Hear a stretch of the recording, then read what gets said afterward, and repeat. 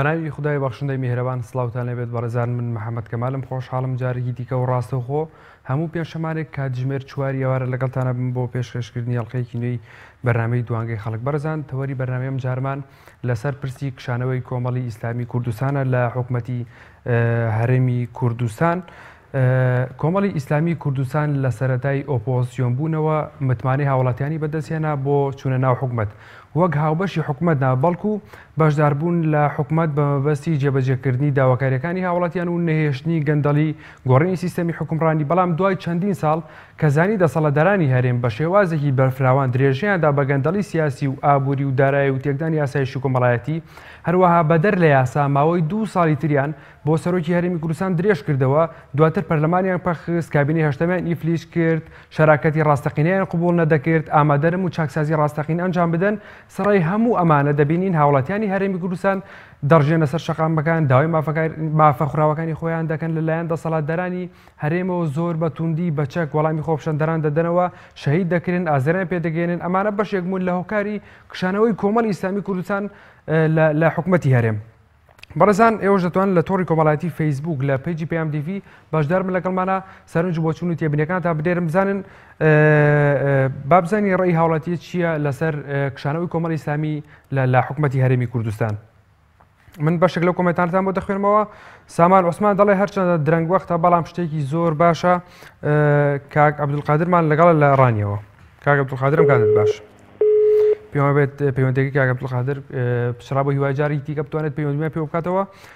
محەممەد ئەیهان دەڵێت ڕێک لە کاتی خۆیدایە ئەگەر نەکشانایەتەوە هەڵوێستەکانی ڕابردوودان بەدبادا دەچوو متمانەی جەماوەرتان لە دەست دەدا چونکە خەڵک لە حکوومەت تووڕەیە جا هەر حیزبێک لەم حکوومەتە بێت پشکی تووڕەیی خەڵکی بەردەکەوێت. سارافەرێک دەڵێت دەستان خۆش بێت کارێکی زۆر باشتان کرد بەڵام زووتر بواە باشتر دەبوو. علی محەممەد دەڵێت دەستان خۆش بێت هیوادارم لەگەڵ گۆڕان بە یەک لیست بەشداری هەڵبژاردنەکان بکەن. هادی مستەفا دەڵێت دەستان خۆش بێت بەڵام کشانەوە بەس نییە پێویستە بێنە ناو خەڵکەوە بەشداری لە خۆپشاندانەکان بکەن. شڤان کەمال دەڵێ بەڕای من کشانەوەی کۆمەڵ بە تایبەتی لەم کاتەدا بەڕاستی جێگای دەستخۆشیە. کاگاکۆمان لەگەڵ چەمچەماڵەوە. کاگاکۆم کاتت باش. ئەم کاتە باش برام. زۆر سپاس دەکەم باشتر بۆ بەڕێزت فەرموو. زۆر سپاس دەکەم باشتر بۆ بەڕێزت فەرموو. زۆر سپاس. بەڵام من لە سەرەتامە لەسەر قسە لەسەر وی بەڕێستان کە لە حکومەت کشانێتەوە من تێ ناگەم بۆچی لە سەرەتاوە ئێوە چەند ساڵەوە 4 ساڵە هەڵبژاردن کرا بۆچی لە حکومەت ناکشێنەوە 2-3 مانگی ماوە بۆ هەڵبژاردنەکان لە حکومەت دەکشێنەوە. ئایا ئەمە مزایدێکی سیاسی نیە بەسەر هاوڵاتیان نایکەن. من تێ ناگەم لەم بایەردۆخە ئێوە گۆڕان کە کشانێتەوە بۆچی یانی بۆ لەم بارەی دۆخە بە تایبەتی ئێساکەش کە ئەم خۆپشاندانشتانە هەیە هاوڵاتیانی هەرێمی کوردستان ینی داوای کشانەوەی کۆمەڵی ئیسلامیان زۆرترین جار داواکاریان پێگەشتووە. ینی کۆمەڵی ئیسلامی وەکو هەڵوێستێک لە حکوومەتی هەرێمی کوردستان کشایەوە هەتاکو و کاتەی هەوڵیدا بۆ ئەوەی کە بتوانێت کاری باش لە پێناو هاوڵاتیانی هەرێمی کوردستاندا بکات خۆشگوزاریان بۆ فەرام کات. بەڵام کەزانی ئەمانە ناکرێت وەکو لە سەرەتاش ئاماژەم پێدا ئەمانە ناکرێت ئیرادەی ڕاستەقینە لەلایەن دەسەڵاتدارانی هەرێمەوە نییە بۆ چاکسازیکردن. ئێستا بڕیاری کشانەوەیدا پێم وابێت لە کاتێکی باشە بۆ بۆی کە هاوخەمی خۆپشاندەرانیش بکە. ئێستا لە حکوومەتی هەرێمی کوردستان تووڕەن داواکارەکانی خۆیانیان لێ دەکەن.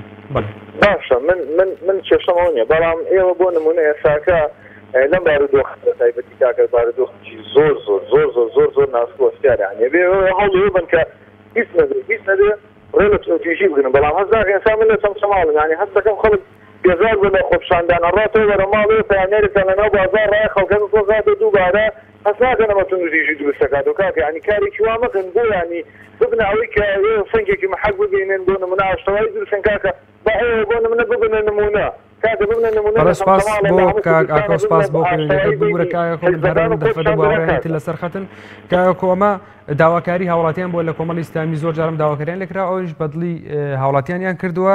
کاک هەڵکەوتمان لەگەڵ لە چەمچەماڵەوە. کاک هەڵکەوتم کاتت باش. هەڵکەوت لە سەر چاوە براکەم. بەڵێ کاک هەڵکەوت فەرموو. هەڵکەوت لە سەر چاوە ببوورە. فەرموو کاک هەڵکەوت. دەستخۆشیتان لێ دەکەم بەڕاستی جێگای شانازین زۆر سپاس دەست دەکات شوێنەوەتان بەڵام دەبات تۆ زووتر بووە دەست شوێنەوەتان لە حکومەت کاک هەڵکەوت ئەم بڕیارە لە 25 مانگی بور لە 27 مانگی دەوام بڕیارە دراوە بەڵام ڕاگەیاندنەکەی کەوتە ئێستا کەوتە ئەمڕۆ ینی کەوتە دوێنێ با بڵین دەمێک ئەم بڕیارە دراوە بەڵام لەگەڵ دەستکارشانەوەتان بەڕاستی دەبواە بەزتی سژگیری لە ئەو پیشاندانە بکرێنی بەڕاستی هەموو خەڵکەت پیاس و هەموو خەڵکەت ینی ئەو گەنجە جوانانەمان لەو خۆ پیشاندانە تێدا سوود هیچ ئەنجامیشی نابێت دووبارە ئەوە چەندان و زار دووبارە بۆ تۆ ینی بەدستی پشگیری ناکرێن لازم یان دەبێت شتێک بکرێ هەموو ئەوە چەندەمین زارانی خۆ پیشاندان دەکرێت و خەڵکی فەقیر و گەنجی ئەم وڵاتە تێدا دەستێت بەڵام تا ئێستا هیچ ئەنجامێکی نەبووە ینی دەبێت ئەوانەتی شتێک بکری بۆ شتان سپاس بۆ پەیوەندیەکەت کاگڕۆفمان لەگەڵە لە سلێمانیەوە کاگڕۆفم کاتت باش هەموو کاتێکێت بژیت زۆر سپاس دەکەم بهورە بەڕاستی هاوڵاتیان ڕاستە بێزارن لە دەسەڵاتێکی 26 ساڵە بەڵام وەکو ئیسلامیەکانی کوردستان ئێمە ئەوەمان نەویست لە ئێوە کە یەک ڕیز و براو تەبابن بەڵام بەداخەوە من خۆم وەکو خۆم ئەجاری دەنگم بە ئیسلامیە گاوە وام لێەکەن کە پەشیمان ببمەوە ئێوە شوێن شەپۆلەکان کەوتون شوێن هاوهینی دنیایی کەوتون دوای 4 ساڵ ئەگەر ڕاست دەکەن وەکو کاک سەلاحەدین وەزیری کارەباکە هەر دوای ساڵی واستان بێنایە ئەمە مزایدەی سیاسیە بەسەر خەڵکەوەیکەن دوای 4 ساڵ تازە چ سوودێکیە تۆ خانەنشین نەکرێ وەزیرەکەت پێشتیش خانەنشین بووە بە پلەیەکی تر یان لەناو کۆمەڵی ئیسلامیان خەیری کاک عەبدولستار کەسێکی دیسانە بکرد وەزیری کشتوگاڵ بەڵام سپاس بۆ کاک ڕەوف سپاس بۆ پەیوەندیەکەت بێگومان هەموو حیزبێک ئەو کەسانی کە خانەنشین کراون بێگومان پێشتر پێشمەرگە بوون و بە ئیستیحاقی خۆیان حەقی خۆیان بۆ کە خانەنشین کراون وەزیرەکانی کۆمەڵی ئیسلامیش بێگومان بەڕێوەبەری گشتی کاروباری مین لە حکوومەتی هەرێمی کوردستان وەزارەتەکەی بە شەفافترین وەزارەت هەڵبژێرداوە وەروە وەزیری کشتوکار ژەوخمان کارەکانی دەبینین لە سەردەمیەوە پرۆژەی نوێ کراوە بەم قەیرانی داراییە کاری زۆر باش کراوە گوێ زۆرترین جاگوێ لە هاوڵاتیان گرتووە و بەردەوام چۆتە ناو جوتیاران و هاوڵاتیانەوە بەڵێ بەڕێزان هادی مستەفا دەڵێت دەستان خۆش بێت بەڵام بەس کشانەوە بەس نییە پێویستە بێنە ناو خەڵکەوە بەشداری لە خۆپشاندانەکان بکەن کاگوشیارمان لەگەڵ لاولێرە و کاگوشیارم کاتت باش پێما بێت پەیوەندەکەی کاگوشیار کۆتایی بێت بۆ هیوای جارێکی دیکە بتوانێت پەیوەندیمان پێ بکاتەوە کاگوشیار گەڕایە و کاگوشیارم کاتت باش هەموو کاتێکت باشی بەڕێز زۆر سپاس دەکەم کاگوشیار یان سەبارەت کشانەوەی کۆمەڵ بەڵێ ئێوە مەسەلێکی گوندور بۆ خزم زۆر بۆکە گوندور هاتە بڕانێ خزم نەکڕانێ بس لا حكومات بس كبارنا ايواش انما بەڵە دەنگی کاگوشیار بەباشی ناگاتە بۆ هیوای هاوکاران بتوانم کێشە چارەسەر بکەن بەبزەم دەنگەکە لای من زۆر کزە کاگوشیار بەڵێ بەردەوام بە بەڵێ ئێوە تایبەت کۆمەل حزبی کۆمەل ئێوە وەکو حزبی بابەغاڵی هاتوونێ هەر کاتێک گۆڕان چ قسەی کرد ئێوە لە دوای گۆڕان ئەو قسەیە دەکەنەوە يعني خاوان هەلوێستی خۆنینە بە تایبەت هەلوێستی خۆتان هەب ئێوە 4 ساڵ تازە تازە دەکشێنەوە ئەو کاتێک پارە زۆر بۆ لە حکومەت بم بەس کە پارە نەماوە ئێستا ساڵ دەکشێنەوە لە حکومەت کاگوشیار هەر ینی لە 2013ەوە چواردەوە قەیرانی دارایی هەیە پارە لە حکومەت نەماوە ینی کێشەی هاوڵاتیانە ناکرێت جەناب دەوە بکەی بەڕخنا بڵێ کە پارە نەما کۆمەڵی ئیسلامی وزوتنەوەی گۆڕانش لە حکومەت کشانەوە بەرحاڵ سپاس بۆ پەیوەندیەکە سپاس بۆ چوونەکەی جەنابەت ئاکام کوردی دەڵێت ئافرین بۆ گۆڕان و کۆمەڵ لەم حکومەتە فاشیلە هاتنە دەرەوە بەهێز عەلی دەڵێت سەرکەوتوو بن ئێوە ڕێبەرەکەتان نمونەی مرۆڤایەتی پێشکەش دەکات نایلان هاجلی دەڵێت دەستان خۆش بێت ئەمە کارێکی ئەخلاقی و دینیە خوای گەورە پاداشتان بداتەوە. بەڵێ بەڕێزان ئەمە بەگشتی ڕەو بۆچوونی هاوڵاتیانە پێیان وایە کە کۆمەڵی ئیسلامی کوردستان بەخشانەوەی لە حکوومەتی هەرێمی کوردستان توانیوێتی کە دڵی هاوڵاتیانی بە شێوازێک لە شێوازەکان خۆش بکات. بێگومان ئەمەش داواکاری هاوڵاتیان بۆ لە پێشتردا کە داواکاریان کردووە کۆمەڵی ئیسلامی کوردستان نەبێتە بەشێک لەو گەندەڵیانی کە لە حکوومەتی هەرێمی کوردستان چەند حیزبێک ئەنجامی دەدەن. کاک دوا ڕۆژمان لەگەڵ لە سلێمانیەوە ئەم کاتت باش. کاک دوا ڕۆژم کاتت باش. هەموو کاتێکە باشی برام زۆر سپاس دەکەم. من بەنسبەت کشانەوەی کۆمەڵ و گۆڕان کە ئەم دقەیەکە لە حکومەت کشاونەتەوە زۆر بە شتێکی سەرکەوتوانە بە شتێکی وەسفدان ئەبێ وەسف کرێن و بە تایبەتی کۆمەڵی ئیسلامی ئیرادەی خۆی زۆر جیاوازە لە حەزبەکانی پێت تاکید بە هیچ دەنگێدەنگم بە کۆمەڵ نەیاوە بەڵام ئیرادەی کۆمەڵ بەلای منەوە زۆر پێویست و شانی هەڵوێت و دەستخۆشیە. دوو هەمینیش بڕۆ سێری ئەو بازاڕەنی سلێمانیکەن سێری بازاری قەیسایق و چەند شەماڵ و هەڵەبجەگەن ئەڵێ بەتەنەکە چەندان هێناوە سەرباز و عەسکەریان بۆ من هەڵڕشتووە پیاو ناوێرێت تەلەفۆنێکە پیاو ناوێرێت شتێ بکە یاسا شەشحەو ئاسایش و شەشحەو پێشمەرگە بەرشەقیان و سەریە خەنە سەر پاسەگەوە. زۆر باشە کاک دواڕۆژ پێشنیارت چێ بۆ کۆمەڵی ئیسلامی ئەم هاتنە دەرەوەی کۆمەڵی ئیسلامی لە حکوومەتی هەرێمی کوردستان چۆن هەڵدەسەنگیانی دوو پێشنیارت چێ بۆ کادرانی و حیزبە بۆ ئەندامانی سەرکردایەتی و حیزبە؟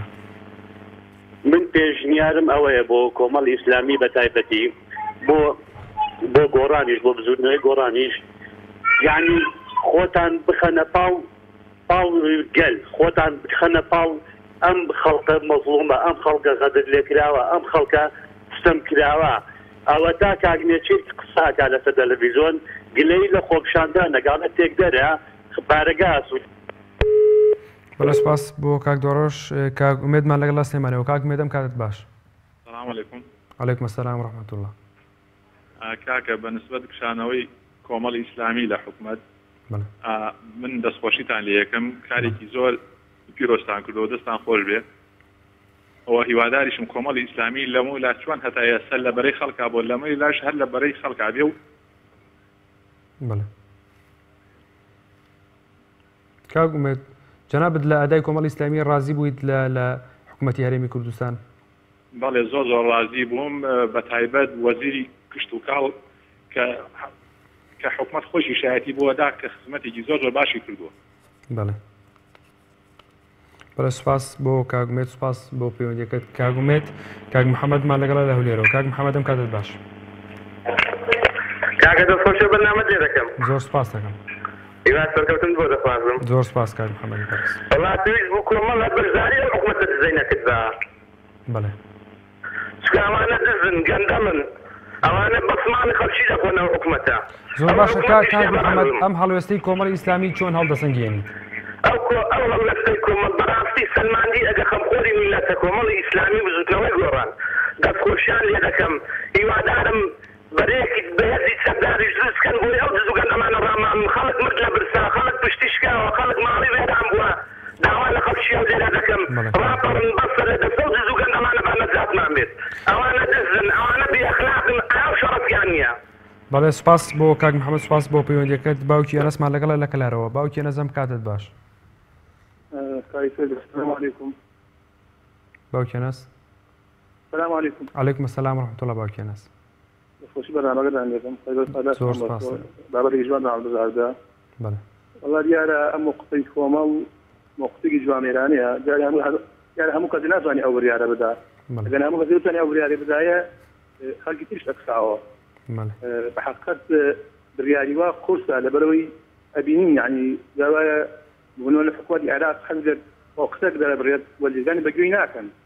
دیارە سوپاس بۆ کۆمەڵی ئیسلامی تاک بە تاکی وەزیرەکان و دەستەکانی هەمووی دەستەکان کێشاوە بەبێ یەکوجو. زۆر باشە. باوکی ئەنەس جەنابەت لە ئەدای کۆمەڵی ئیسلامی ڕازی بوویت پێشتر کە لە حکوومەت بوو؟ واللهی ئەوەی بە حەقیقەت حەزانی کۆمەڵی ئیسلامی شایەتی بۆ وەزیرانی کۆمەڵی ئیسلامی لێدەن. خۆم خەت پێی وتوم ئەک کۆمەڵی ئیسلامیش ئەکشێتەوە با وەزیرەکانت بمێنێ وەکو کەسێکی سەربەخۆ لە وەزارەکان بمێنن.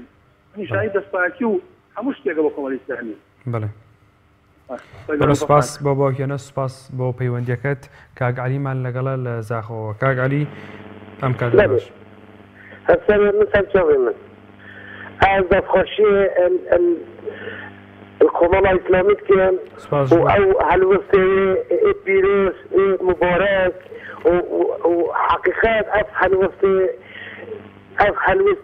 كومالا إسلامي حكومة ذاك تمرزان حزب إسلامية ريكة پیغمبرية قلتها خلي تعالى ما بنت الخاطرة من الشرف ومن الجابر وكواه وأف هالوسط قال عن الباطل أسقوبرا ريوزا وهندي حقيقات هندي شوني حكمداريات هاتنا كلمة حبر ريكا إسلام رانا هاتنا كلمة بس من أخلاق جيك لا إسلام جبت من أخلاق كلمة ويتحزق ألمانيا قران بس خشي أسلوب كم وأز خشي الواجب كم وبيروز بتلوا وهي كم بعدينا ونحامي بعدينا هالوسط الجدوى إسلامي بزانت نهرستكي إسلامية هلوستكي خافري شانية كاك علي ودي بلانكن هلوست بيام زور باش كاك علي والكمالة الإسلامية كم وصجع إلى بيروز بكم بەڵێ کاک عەلی سپاس بۆ پەیوەندیاتە. ئەچینە لای کاک سوارە لە سلێمانیەوە. کاک سوارەم کاتت باش. کاک سوارەم کاتت باش. السلام علیکم. عەلەیکم السلام ورحمة الله. دەستخۆشی بەرنامەکەت لێ یەکەم. زۆر سپاس دەکەم. وەڵا دەستخۆشی ئەو هەڵوێستەی کۆمەڵ و گۆڕانەکەم بەڕاستی هەڵوێستێکی زۆر جوانە دەستان خۆش بێت بەڵام ئەبوا زووتر بوایەت بەڵام ئیسا کاک سوارە دیارە دیارە ئەم بڕیارە لە زۆ دراوە ینی بەڵام ڕاگەیاندەکەی کەوتە دوێنێ لە 27 دەوە ئەم بڕیارە دراوە و لە سەرکردەکانی گۆڕان زوتنەوەی گۆڕان وەکو مرد بچنە ناو خۆپیشاندەران و کاتی ئەوە هاتووە بەڕاستی ئیتر ئەم جەلادانە ڕاماڵێت بەڕاستی کاتی ئەوە هاتووە ئەم خوێن مژەنە و دزا خاک فرۆشە کەرکوب فرۆشە کورد فرۆشانە ڕاماڵێن بەڕاستی ئەمانە ئیتر کاتیان نەما لە کوردستانە جیان بێت و نازانم بەڕاستی داواش لە هێزەکانی ئاسایش و پێشمەرگە و پۆلیسەکەم بچنە پاڵ خوشک و براکانی خۆیان پیاوانە مەردانە بۆ کاک سوارە سپاس بۆ پەیوەندیەکەت. شادیمان لەگەڵ لە ڕانیەوە.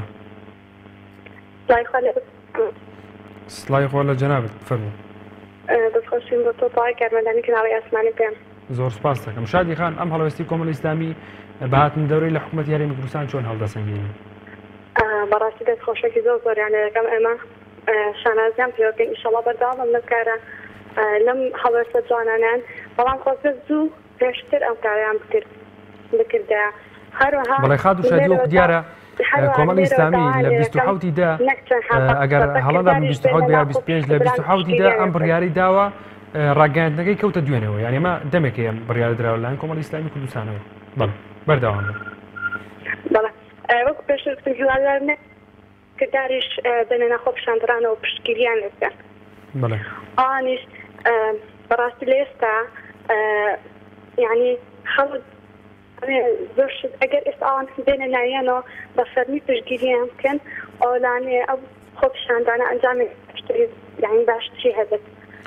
من دەرێ هیوادارم ئەوانیش هاوکار بن و بێنە ناویانەوە. بەڵێ سپاس بۆ خات و شادی و سپاس بۆ پەیوەندیەکەی بەڕێزت. سەردارمان لەگەڵ لە هەولێرەوە. کاک سەردار ئەم کاتت باش.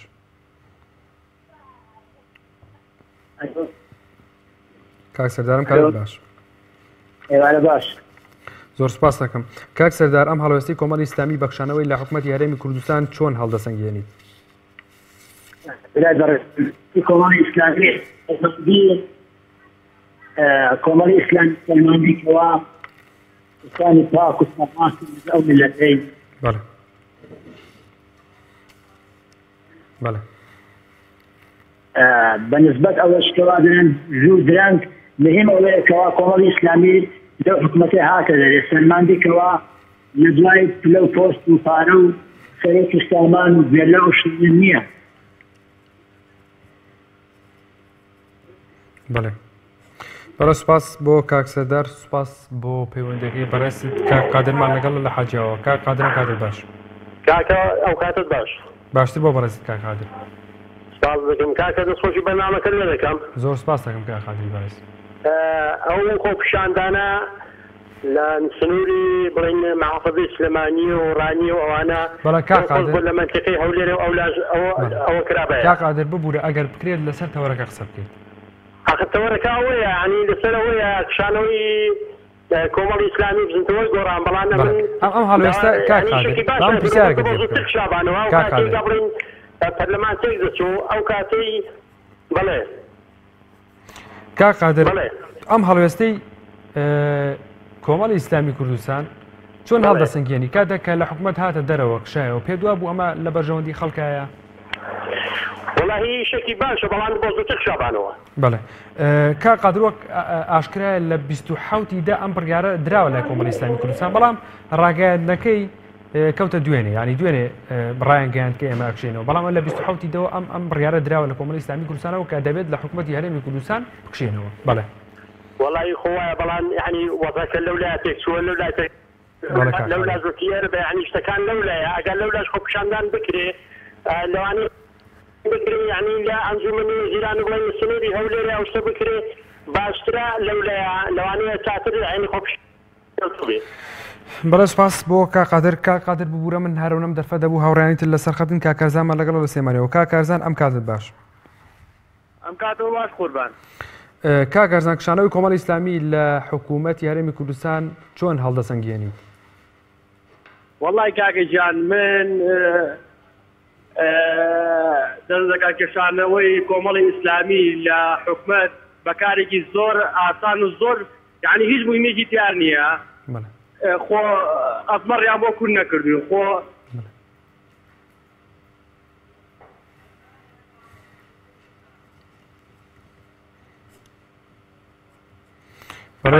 کاک جەزامان لەگەڵە لە 3 ساعت خۆ کاک جەزام کاتت باش. کاک جەزام کاتت باش. ئەم کاتتان باش براکەم دەستخۆشی بەرنامەکەتان لێەکەم. زۆر سپاس دەکەم. برا بەڕێزەکەم من ئەمڕۆ لە سلێمانی بووم بەڕاستی یعنی وا هەستمەکرد لەناو مەعەسکەرام ئەوەنە چەکداری تیا بوو ئەوەنە جلی عسکەری. زۆر باشە کاک جەزا شانەوەی حکومەتی هەرێمی کوردستان یان بورە شانەوەی کۆمەڵی ئیسلامی کوردستان لە حکومەتی هەرێم لەم هەلومەرجە ئێستادا چۆن هەڵدەسەنگێنیت؟ برا بەڕێزەکەم من پێم وایە درێنە وایە پێشتر ئەمیشە بکرایە هەرچەند ئێستاش کارێکی باشە بەڵام ئەوایە پێشی کاک جەزا ئەم بڕیارە لە کۆمەڵی ئیسلامی کوردستان لە 27دەوە دراوە ینی 27 بڕیار دراوە کە کۆمەڵی ئیسلامی کوردستان دەبێت لە حکومەتی هەرێمی کوردستان بکشێتەوە بەڵام ڕاگەیاندنەکەی کەوتە دوێنێ. بەڵێ بەڵێ خۆ هەمیشە کۆمەڵی ئیسلامی موقفی جوان بۆ موقفی لەگەڵ هاوڵاتیانە بۆ بەڵام بەداخۆ وایە هەر وایە پێشتر ڕای بگەیاندایە ئێستاش هەر باش ئیشێکی باشە من بەڵێ سپاس بۆ کاک جەزا سپاس بۆ پەیوەندیەکەی بەڕێسان. بەڵێ بەڕێزان مەڕێی هاوڵاتیانە بەم شێوازەیە کە دەستخۆشی بۆ کۆمەڵی ئیسلامی کوردستان هەروە بزوتنەوەی گۆڕانیش دەنێرن کە لە حکومەتی هەرێمی کوردستان کشانەوە و هەندێکیان دەڵێن دەبوایە زووتر بواە. کاک محەممەدمان لەگەڵا لە 3 ساعتەوە. کاک محەممەد ئەم کاتت باش پێ دوایە کشانەوەی کۆمەڵی ئیسلامی کوردستان لە حکومەت کارێکی باش بێ و لە پێناوی هاوڵاتیاندا بێ؟ کەناڵەکەتان و کارمەندە بەڕێزەکانتان زۆر سپاس دەکەم. برای بەڕێزم کاتەکەتان درەنگ بوو لەگەڵ بزووکەوەی گۆڕانە زوو هاتنە دەستکاتی نەبوو کاتێک زۆر تاخیر بوون چونکەم 3 ساڵ ئەمانە حکومەت نیە لە دوای ئەوەی کە سەرۆکی هەیە ماوەکەی تەواو ئەوە ئێوەش دەستان لە کار پێشێتەوە کاتی نەبوو کاتەکەی زۆر درەنگە ئەوە تەخەڵ بەردەمیەوە نەماوە وەختی نییە لەگەڵ بزووکەوەی گۆڕان زۆر درەنگ لەسەر ئەوەیش کە کاک محەممەد هەتا ئەو کاتی کە گرنگ کە بۆ بە خاڵێکی سردی بە ناوچاو ئێوە گۆڕانەوە ئەوە بوو کە لەگەڵ ریفراندۆم بوون. بەڵێ هاوڵێکی زۆر درا بۆی کە ئەم شتانە بگۆڕدێ ژیانی خەڵک باشتر بکرێەوە ڕێگەم نەدرێت گەندەڵی بکرێ بەڵام هەتاوەکو باوەڕێن هەتاوەکو دوێنێش کە هەر لە ناو حکومەتا بوون هەوڵ ئێمەیان داوە بەڵام کەزانیان ناکرێت کشانەوە لە حکومەتی هەرێمی کوردستان بێکمان ئامانجی ئەم دوو حیزبەکە بێشتر ئۆپۆزیسیۆن بوون تەنها خزمەتکردنی هاوڵاتیان بووە بەشدار بوون لە حکومەت نەک هاوبەشی حکومەت بن. بەڵێ بەعەرزکەم دوو شت زۆر گرنگ بوو یەکێکیان ئەوە کە فرۆشتنی نەوتی سەربەخۆی لە هەرێم ئەوە کە بوو بەهۆی برینی موچەی خەڵک خەتای عەبادی بەغا نەبوو دووهەمی ژیان دەنگدان بە ریفراندۆمەکە هەموو خەڵکی ئەیزانی ئەو ریفراندۆمە مای نەکبەتی و ماڵوێرانی بە تایبەت بۆ ناوچە جێناکۆکەکانە کە ئێمە لە دوای پەیمانی سیڤەرەوە یەکەم فرسەت بوو بۆ ئێمە کە کەوت بۆ چێدەسان من خۆم لە تەلوەر داوامەکە پێشمەرگە بوو لە تەلوەر مشکلەیەکمان نەبوو بەس دەنگدان بەو ریفراندۆمە دەنگدان بوو بە نەمانی کوردستان و نەمانی بەڵێ سپاس بۆ بۆچوونەکەت کاک محەممەد سپاس بۆ سەرنجەکەت کاک عەلیمان لەگەڵ بەستێمانیەوە چۆنی برا بەڕێزەکەم زۆر سپاس دەکەم کاک عەلی باس وڵی برا بەڕێزەکەم ئەم کشانەوەی گۆڕان و کۆمەڵ ئیسلامی لە حکومەت هیچ دەورێکی نییە مەتەنها بانگەشەیەکە بۆ هەڵبژاردن بۆی جمهوریان بۆ بەیابێ ئەگەر ڕاستەکەن ئەگەر مسلمانن ئەگەر کوردن ئەگەر کوڕی خەڵکیان خۆشەوە تا سلێمانی و حەموود نیابۆ بۆ معسکەر بانەیە لە حکومەت بکشێتەوانە بابێ ئەوان لەبەروەی قوتیانە خوا پیاوێک و عەلی بابی وەکو بزوتنەوەی گۆڕان بابێن بڵێن زەحمەت نەبێ ئێوە هەموو قوواتتانەیە خێرە کردویان بە سەعادێت تەنسیم کرد ئاسایشی کردویان هێناوە بۆ سلێمانی بۆ ژیانی خەڵک بۆ گرتنی ئەی کاک خۆ ئەمەش نەچۆبکی ئەمە لە کشانەوەکە حکومەت مینترە با ئەشە بەیانێکی ناڕزایی دەربە بکەم هەموو قوواتتەیە خێرە تۆ کردو بە سەعادێت تەنسیم کرد کاک عەلی ئەم شانەی حکومەت لە ئێستادا ئەم شانەوەی کۆمەڵی ئیسلامی لە حکومەت لە ئێستادا ئەوە هەڵوێستێکە بۆ خۆپشاندەرانەوە فەرقی کۆمەڵ و یەکێتی و پارتی و هیچیان نییە یەک دەرێت دەست بە تۆڕەکە بەڵێ سپاس بۆ کاک عەلی سپاس بۆ پەیوەندیەکەت کاگەیادمان لەگەڵ سلێمانی و کاگەیادەم کاتت باش کاگەیاد باشی بەڕێزم زۆر سپاس دەکەم باشی سپاس ئەلۆ کاگەیاد ئەم کشانەوەی کۆمەڵی ئیسلامی کوردستان لە حکومەتی هەرێم چۆن هەڵدەسەنگێنی لە بەردەخی ئێستادا کە بەڕێزم ئەمە ڕاستە کشانەتەوە لە کۆمەڵ و گۆڕان ڕاستە کشانەتەوە لە حکومەت بەڵام کارەکەیان درەنگ و درەنگ کە تو وەرە سێری ناوچی دوسڵمات و کەرکووکە کە چی لە هاتۆمان مووقفیان نەوی ئەم گۆڕان و کۆمەڵە مووقفیەوەیان نەوی بەڵام ئەمە ڕاستە و تەوەرەکەت ڕاستە لەسەر ئەوەیە کۆمەڵی ئیسلامی ڕاکشیاوەت ڕاستە من هەمیشە لەگەڵەوەدام کە کۆمەڵی ئیسلامی هەڵوێستی جوانی بووە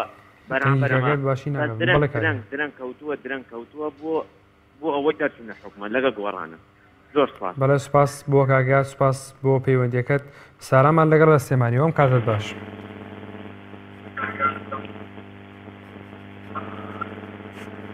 هەموو کاتێ ئێوە باشن زۆر سپاس من دەستخۆشیێکی زۆرم هەیە بۆ بزوتنەوەی بڵێن کۆمەڵی ئیسلامی و بزوتنەوەی گۆڕان بەڕاستی ئێستش درێنگ نەبوو کە وازیان هێنا ئێستا ئێمە ئەزانین کە ئەوان لەبەری میلەتن یعنی بەڕاستی بۆمان دەرکەوت کە ئەوان لەبەری میلەتان زۆر باشە ساراخان بەڵێ ساراخان جەنابەت لە ئەدای کۆمەڵی ئیسلامی ڕازی بوویت لە حکومەت پێ دوای بوو کە کۆمەڵی ئیسلامی کوردستان توانیوێتی کاریگەری دابنێت پەیوەندیەکەی کوتایی بوو پێهات پۆڵامان لەگەڵە لەولێرەوە کاک پۆڵام کاتت باش ڕێز بۆ تۆ بۆ هەموو بینەرەکانت برای بەڕێزم زۆر سپاس دەکەم کاک پۆڵای بەڕێز بەداخەوە بارودۆخە ئێستا تێکەوتوین هەمووی دەگەڕێتەوە بۆ نەبوونی عەقلی سیاسی کورد دڵنیابە لەوە بەڵام پەیوەندی بە کشانەوەی کۆمەڵ ئەوە هەڵوێستی تایبەتە بە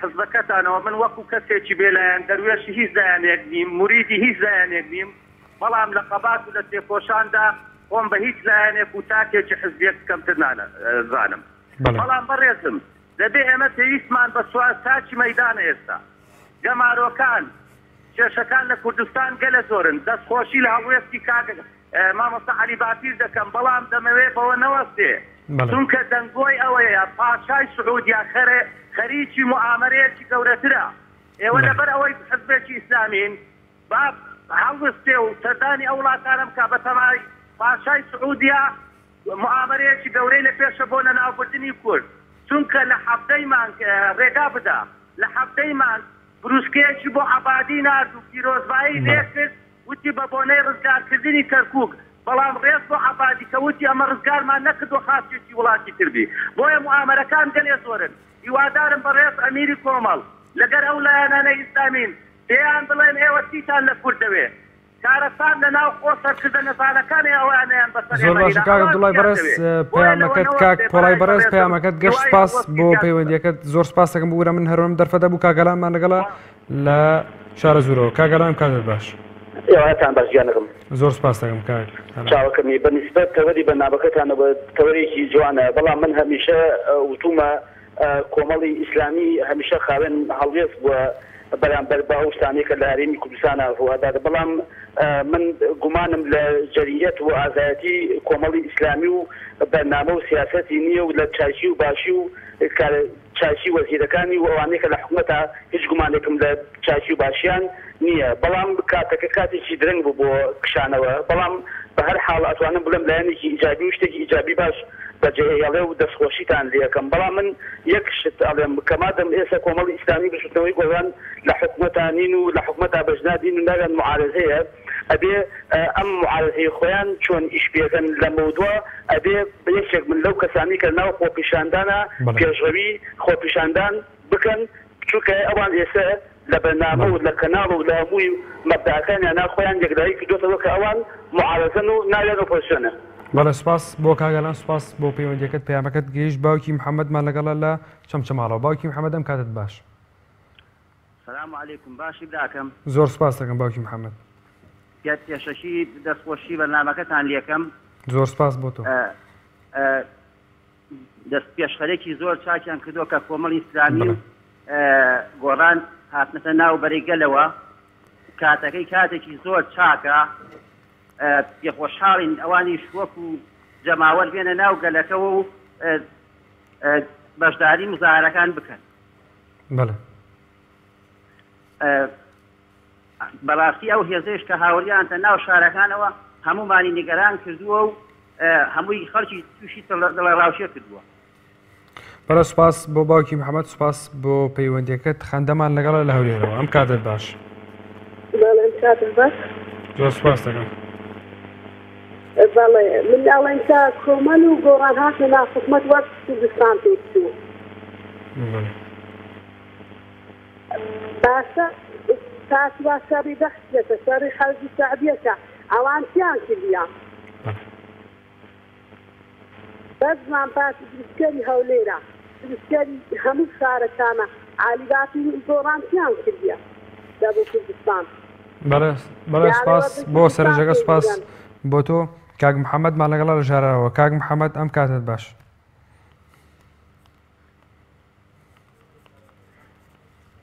کاک محەممەد ئەم کاتت باش. زۆر سپاس تەوەرەکە لێ دەکەم. سپاس دەکەم کاک محەممەد. بەڕێزی. بەڵێ. من پێم خۆش بوو زووتر کتابانەوە ئەو ڕۆژەی کە ململانەی حیزبی دەستی پێدەکرد پێنج قۆڕی ململانە لەسەر کورسی و لەسەر دەسەڵات یەکەم ڕۆژ ئەو ڕۆژی ئەو ڕۆژ تێرا دیار بوو. من داواش لە کۆمەڵ دەکەم و داواش لە برایانی گۆڕان دەکەم واز لە حکومی خۆجێیش بێنن ئەوە دیەک ئەوجا محاولە بکەن تێگەیشتی ئەم خۆپیشاندانە بەو شێوەیە نەبێ پەلاماردانی بینای حکومی پەلاماردانی داموو دەستگا پەلاماردانی مقەڵاتی حیزبی چارەسەری وەزع ناکە ئەگەر خۆپیشاندەران مەبەستیان خۆپیشاندان بێ و دەست نەبێت لە نێویاندا لەسەر زادەی دانیشن بایکۆتی هەموو داواییرەکان بکرێ ئەو خەڵکە نەچی بۆ دەوام ئاوا حکم بێچار دەکرێت نەکۆوان بچن بەربێر و بەوێدادن و ئەوانیش بەڵگەیان بۆ دروست ببێ بێن قوتی بێنن هەر بە برایەکانی خۆمان یەکتر بە کوژ دەن. بەڵێ سپاس بۆ کاک محەممەد سپاس بۆ پەیوەندیەکەت کاک ئاکامان لەگەڵە لە قڵاتجێ و کاکەکەم ئەم کاتت باش. زۆر سپاس دەکەم. بریاکەم دەڵم دەستان خۆش بێشانە بەس یەک سەرم لێوە هەیە پێتان خوارد کاکەکەم لەسەر پارەی ئەم میلەتە پێتان خواری دەکشانەوە کاکەکەم بەباشی گوێم لە دەنگی جەنابەت نییە. چۆن کامپارە مەبەستی کامپارێک کاکەکەم گیانەکەم دەم باش پێتان خوارە دەکشانەوە ئەخە بە کامپارە لە 2013ەوە قەیرانی دەرایی هەیە ینی هیچ پارێک نییە خەڵک هاوڵاتی پارەی نیە تو باسی کامپارێکی نازانم ئەمە دووە زیرمانەیە خۆ دنیاک وەزی دووە زیرمانەیە چەند بەڕێوەری گشتیەک ینی خۆ دێت و بەناوی گۆڕان و نازانم بەناوی شتێکەوە دەڵێ من گۆڕانکای دەگەم هیچ شتان نەکرد برای. بەڵێ سپاس بۆ کاکەکەم سوعاد لە سلێمانیەوە. سوعاد خانم کاتت باش.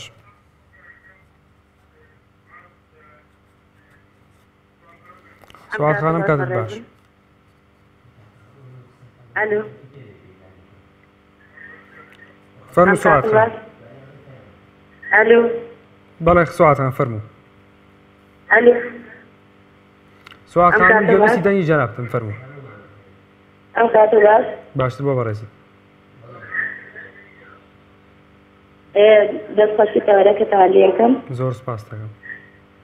بەڕاستی بڕیایە بوو لە کاتی خۆیان بوو ئەوایە زووتر بدرایە بەڵام ئێستش بڕیارێکی زۆر سات بوو لە کاتی خۆیان بوو دەستخۆشی لە هەواڵی وەزیرەکانی گۆڕانی کۆمەڵەکەم کە ئەو بڕیاریاندا بوێرانە ئازایانە و داوایە لە یەکەم دێنە ڕێی خۆپیشاندەرانەوە بەڕاستی سەلمانیان کە پلە و پۆست و کارە و هیچ شتێ بەلایەنەوە گرنگ نییە تەنها ماسی خەڵک نەبێت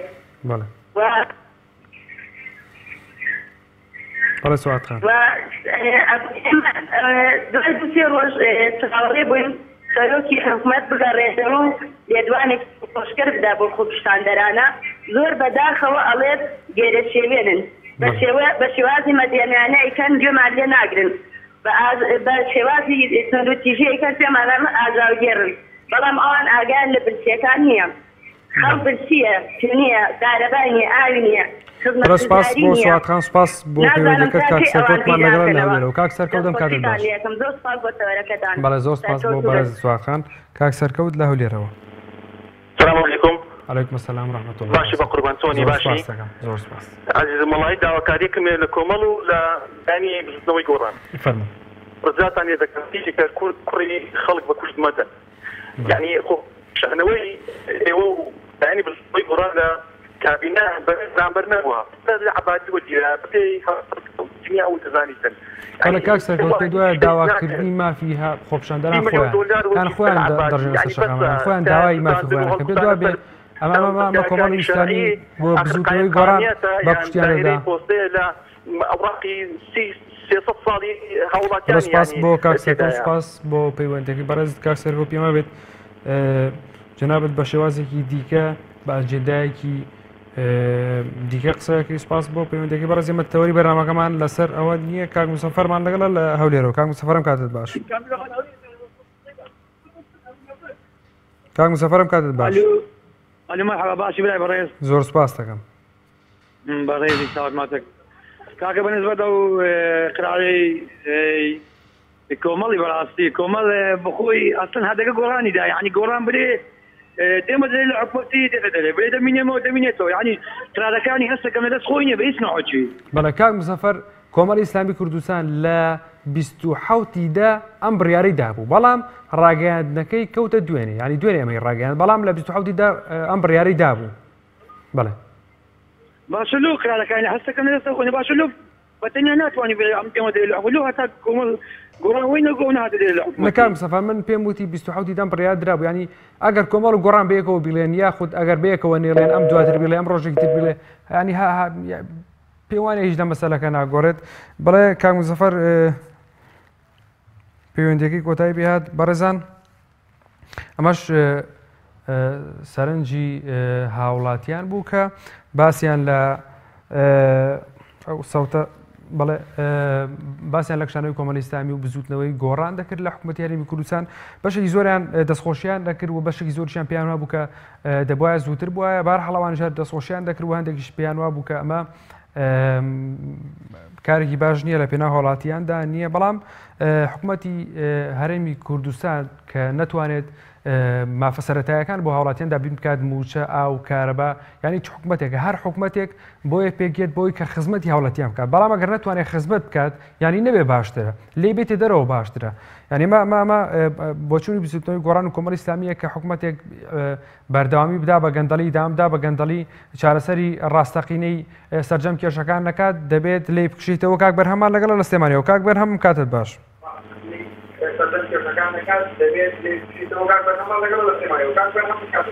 باشی برا جارم کاتەکە من گوێم لە سەوتی خۆمە بێن ناتوان کاک بەرهەم کاتت باش.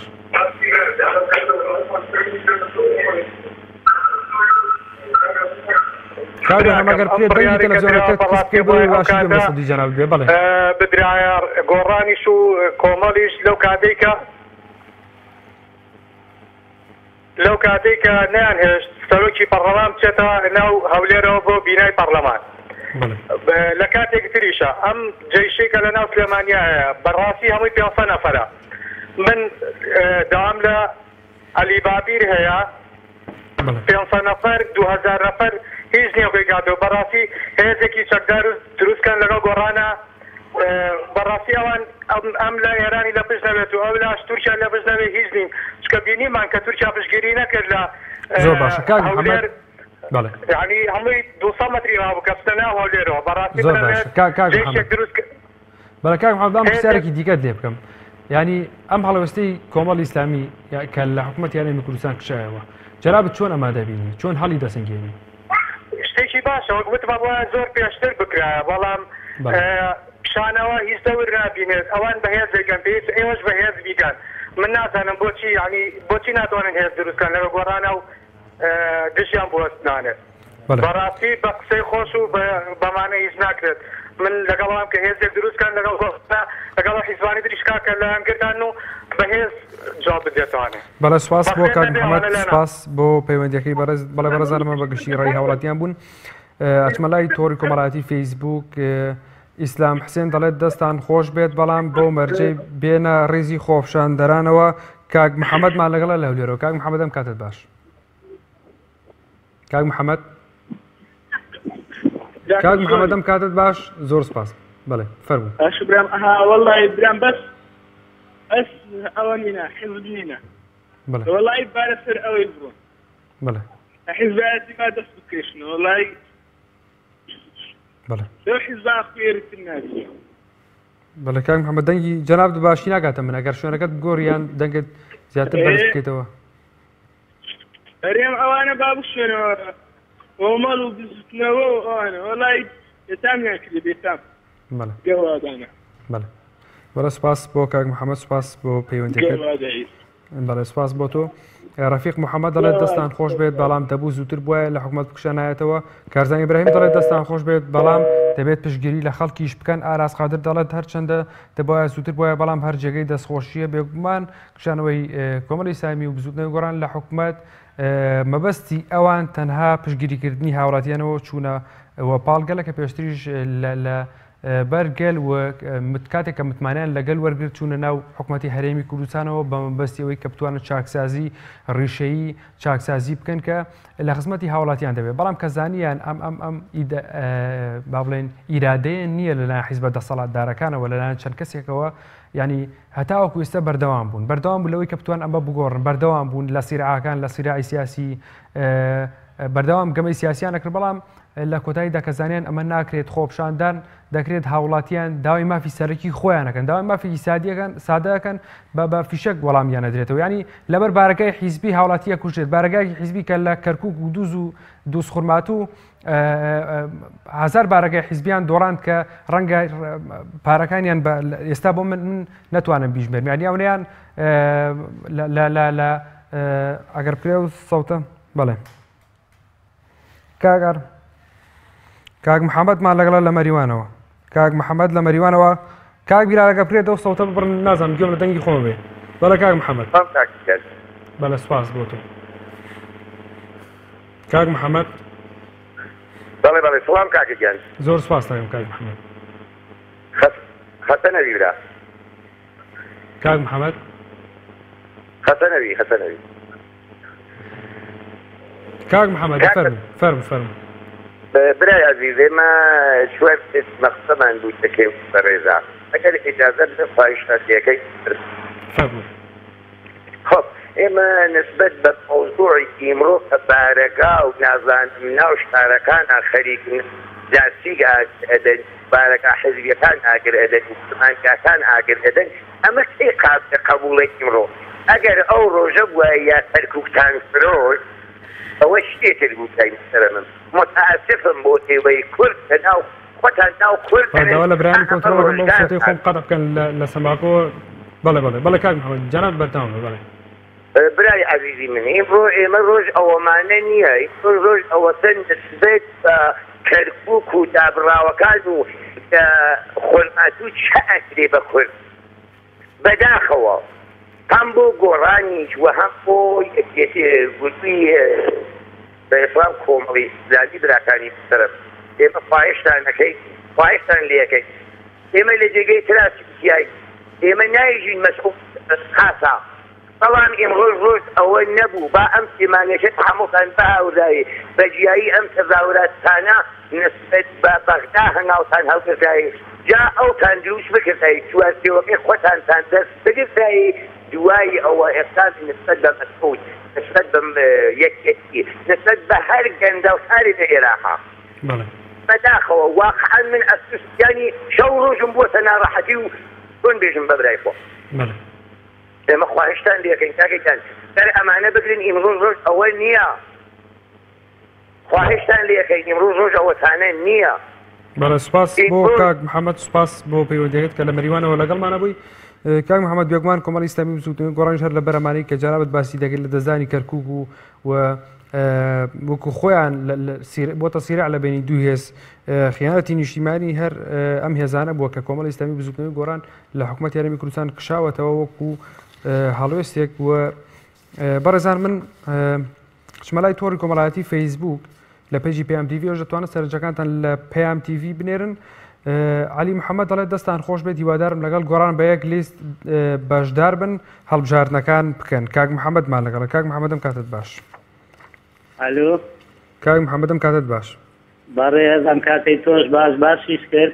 زۆر سپاس دەکەم کاک محەممەد. بەڕێزی زۆر سپاس.